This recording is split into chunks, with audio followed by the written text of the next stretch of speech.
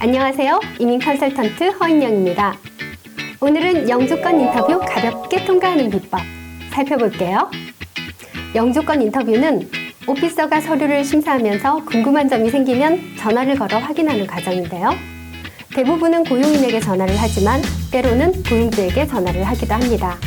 때로는 긴장해서, 때로는 언어 장벽 때문에 오피서에 오해를 불러서 하기도 하는데요.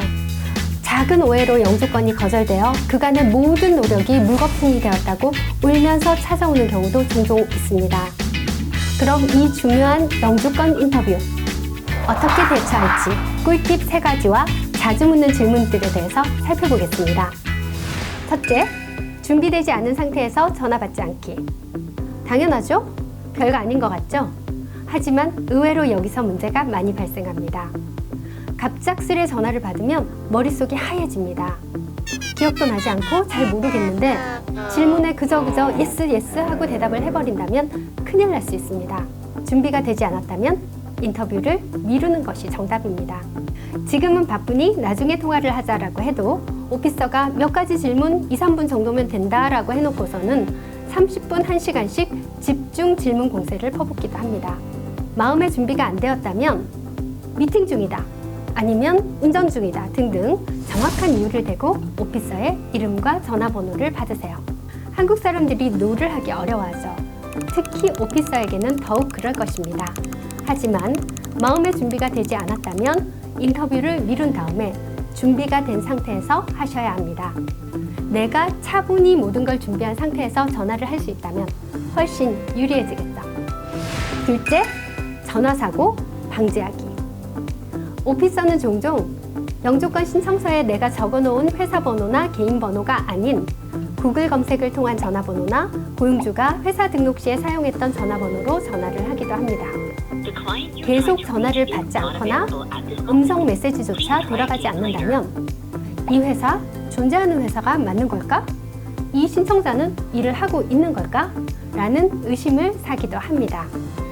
신청서에 핸드폰 번호를 적어놨으니 핸드폰으로 전화를 올 거야 라고 굳게 믿고 있는다면 큰일 날 수 있습니다. 모든 전화번호 미리 확인하시기 바랍니다. 셋째, 다른 직원들에게도 미리 일러두기.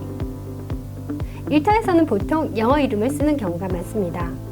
모두들 케빈이라고 알고 있는데 누가 전화 와서 홍길동을 찾는다든지 오피서 발음이 킬텅헝이라고 한다면 무슨 말인지 못 알아듣고 그런 사람 없는데요? 라고 해버릴 수가 있겠죠? 동료 직원들에게 인터뷰 가능성과 한국 이름 미리 일러두시기 바랍니다. 자, 이제 자주 묻는 질문에 대해서 살펴볼까요? 전화 인터뷰의 주 목적은 내가 제출한 서류의 진실성, 그리고 현재 내가 하고 있는 일이 지원한 영주권 프로그램과 적합한지 확인하는 거예요. 첫 번째로 가장 빈번하게 받는 질문은 잡두티입니다. 잡두티는 신청인뿐만 아니라 고용주도 정확하게 알고 있어야 합니다.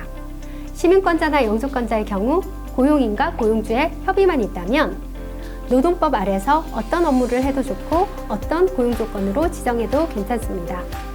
또 수시로 변경도 가능합니다. 하지만 외국인의 경우 애초에 정한 고용계약서의 내용을 그대로 지켜야 합니다. 모든 영주권 심사는 NOC를 기준으로 이루어집니다. 그럼 과연 NOC가 무엇일까요? NOC는 캐나다 직업분류 코드인데요. 각 코드마다 잡타이틀, 잡두티, 적정급여, 자격조건이 정해져 있습니다. 내가 실제 일하는 근무 조건이 영주권 신청 시에 제출했던 이 4가지 조건과 일치하여야 합니다. 레스토랑 매니저에게 잡두티를 물었을 때 나는 레스토랑 관리도 하고 가끔은 서빙도 한다 라고 한다면 NO, 문제가 될 수 있습니다. 왜냐하면 매니저의 잡두티는 관리이지 서빙이 아니기 때문입니다. 물론 가끔 서버가 갑자기 안 나오거나 긴급 상황에서 서빙을 잠시 할 수도 있습니다. 하지만 이것은 매니저가 잡두티로서 서빙을 하는 것이 아니라 긴급 상황에 대처하는 것이기 때문입니다. 잡두티를 얘기할 때 표현에도 주의가 필요합니다. 고용 여부를 확인할 다른 질문은 총 직원 수와 포지션입니다.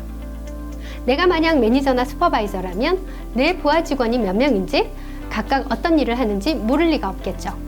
하지만 인터뷰는 나뿐 아니라 고용주에게 가기도 합니다. 보통 고용주들은 오래전에 작성한 고용계약서 내용을 기억하지 못하거나 모든 직원들의 업무 내용을 파악하지 못하는 경우가 많습니다. 고용주가 실수하지 않도록 리마인드 시켜주세요. 내일은 내가, 고용주도 내가 챙겨야겠죠? 다음은 근무 조건입니다. 고용인들이 본인의 급여나 베네핏에 대해서 기억을 못하는 경우는 거의 없겠죠? 그 외에도 근무 시간, 쉬는 시간, 오버타임, 할리데이 페이까지 자세하게 묻습니다. 근무 조건이 캐나다 노동법을 위반하고 있다면 고용주가 스폰서로서의 자격을 잃어 내 영주권에도 문제가 될 수 있습니다. 고용계약서를 작성할 때 전문가에게 이 고용계약서가 노동법을 저촉하고 있는 부분이 있는지 확인하시기 바랍니다. 마지막은 과거 이력 점검하기입니다. 만약에 이전에 범죄 기록이 있거나 허위 진술을 한 적이 있다, 영주권이나 취업비자를 거절받은 적이 있다, 혹은 영주권을 받았다가 포기한 적이 있다면 이에 대한 질문을 받을 수도 있습니다. 답변 준비해주세요. 이 정도는 기본이라고요? 그럼 걱정하지 않으셔도 괜찮습니다. 영주권 인터뷰는 실제 근무하는지의 여부를 확인하는 정도라고 보시면 됩니다. 보통은 약 5분 정도의 전화통화로 이루어집니다. 하지만 모든 심사는 케이스 바이 케이스입니다. 의심이 들 만한 답변을 했거나 거절당한 적이 있거나 특별한 개인 사정이 있는 경우 1시간 이상씩 인터뷰가 길어지기도 합니다. 또 지역 오피스로 이관되어 오피서와 페이스 투 페이스 인터뷰를 하는 경우도 있습니다. 주정부 이민이 대부분 전화 인터뷰를 거치는 반면 연방 익스프레스 엔트리 프로그램은 확인 전화가 잘 오지 않는 편입니다. 하지만 아무리 비율이 낮다 하더라도 거기에 내가 속할 수는 있는 거죠. 영주권 인터뷰 별것 아닙니다. 하지만 앞서 말씀드린 주의사항 꼭 기억해 주세요.